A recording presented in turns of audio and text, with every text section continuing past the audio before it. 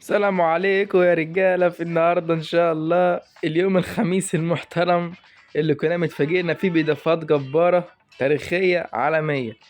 بص يا باشا، النهاردة كده يا معلم هنحكي لك إيه اللي حصل النهاردة والإضافات اللي نزلت والكلام الجميل الحلو ده. فقبل ما نبدأ أي حاجة تصلي على النبي، حط لايك واشتراك ويلا بينا يا باشا نخش في فيديو النهاردة. بص يا باشا، أول ما هتفتح اللعبة هتلاقي المعلم وليسي منور في وشك بليدز كيرلر، وكوناما اخيرا لتاني مره تدينا لاعب بليدز. هتقول لي ليه اول مره كان مين بليدز؟ هقول لك كان جاريس بيل وكان بعقد اختيار. انما المعلم ده هو في باكج 30 لاعب، هتاخد كل يوم فتحه لمده 21 يوم، يعني 21 فتحه، يعني بنسبه 80% هو هيجي لك مجانا. لا وكمان اتفاجئنا كمان كونامي بتدينا كان ديزري دوي مجاني بليدز كيرل برضه، وده هوريهولك دلوقتي في الديلي جيم. زي ما انت شايف كده يا معلم، نزل باكج كان اللي قلنا عليه بتاع الكولر، طلع طبعا مهاجم متربص، دي حاجه رخمه قوي. وعندك كمان باكج جاري كين، ولو خدت بالك هتلاقي فيه مربع احمر ب 900. بيقول لك هنا لو فتحت فتحه ب 900 هيجي لك لاعب واحد من الثلاثه دول، يعني انت مضمون 100% ان انت هيطلع لك ثلاثه من واحد من الثلاثه دول لو فتحت فتحه ب 900. طبعا باكج مش احسن حاجه يعني، الثلاث لعيبه عاديين جدا، حتى هاري كين بالبوليت هيدر ما هياش مهاره اللي تستاهل ان انت تفتح ب 900 كوين، فما انصحكش ان انت تعمل كده، لان هو اول واحد من الثلاثه كويسين. طبعا ده باكج نجوم الاسبوع ونجوم دوري الابطال. ونزل كمان معانا باكجات عقود، اختيار عقود، ترشيح ولا ايه. تعالى يا باشا كده، وتونالي ده في مرحله جديده من الديفيجن. طبعا دي المكافآت اللي تاخدها اول ما تخش اللعبه، وعندك حمله فيها 50 كوين بتاع تسجيل دخول يومي، هتلاقي ظهر لك برضو اول ما تخش. تعالى نستلم كل ده يا باشا بقى ونخش كده يا باشا. طبعا انا هحوش على اوليسي عشان تضمن ان اوليسي هيطلع لك، حوش عليه ال 21 فتحه وافتحهم مره واحده عشان تضمن ان هو يطلع لك يا باشا. دي زي ما انت شايف الباكجات اللي نازله معانا النهارده يا معلم، دي فاتحه مجانيه على باكج فلامينجو، يلا نفتحها. كده كده مش فارقه معايا مين اللي يطلع، ده فلامينجو يعني، كل لعيبه كحيانه كده كده. يلا يا باشا ودي غوره في داهيه يا عم، اتكل على الله. يلا يا معلم نخش على مين تاني، ناخد كرفخال بالمره. يلا يا خال نخش ناخد الكرفخال اللي بيوصل تقريبا 100 او 101 مش فاكر، المهم يعني انه هيبقى لاعب ملوش لازمه، كافو احسن منه. تسلم يا خال، تكرم عيونك. زي ما انت شايف كده الخال كرفخال، لو عايزين تجربة ليه قولوا لي في الكومنتات. شكرا يا خال. ودي بقى الباكجات اللي معانا زي ما انت شايف هنا كده، اذا كانت عقود ترشيح بقى، وده بكره اقول.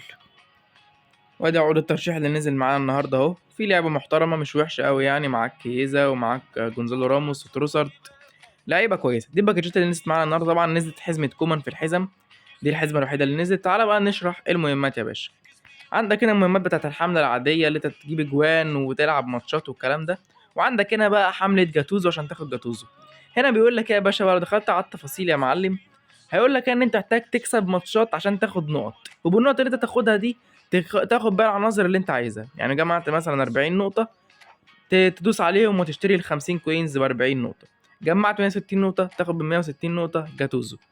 جمعت 20 تاخد بتاع المهارات ده.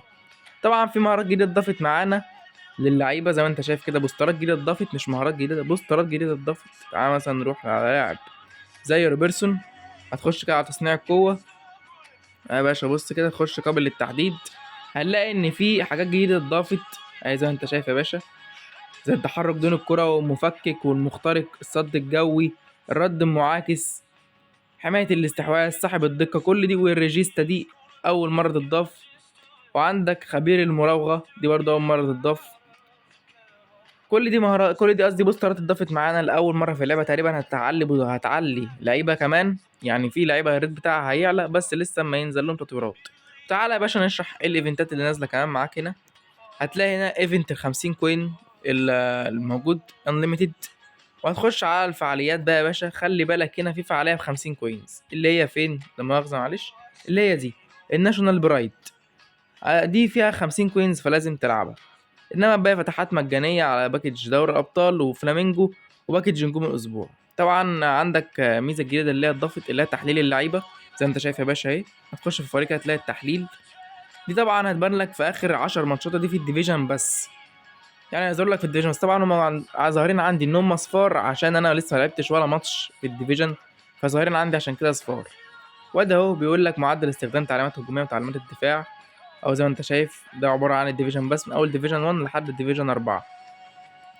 ودي كده تكون كل الاضافات الجديده اللي نزلت معانا. تعالى بقى نوريك دو يا باشا، المعلم الجديد اللي نزل في الديلي جيم، بليدز كيرل. يعني كمان بتضحي اقسم بالله. طبعا المهاره دي ما بقتش شغاله قوي، بس هي اقوى مهاره في اللعبه، مزايد اقوى مهاره، ما فيش مهاره جت علت عليها. يعني هي مش شغاله جدا دلوقتي، خطورتها قلت بنسبه 50% مثلا، يعني مش كل بلزاها هتجيبها بجون، لكن هي اقوى مهاره في اللعبه، مفيش مهاره علت عليها. طبعا نزل معانا المعفن ده الايبك، مش عارف هما ليه نزلوه اصلا، عشان انا لازمته ايه في اللعبه يعني. متصدق ما بصيتش على مهاراته، تخيل لو ده كمان بليدز، بس ما توقعش مش الدرجه دي.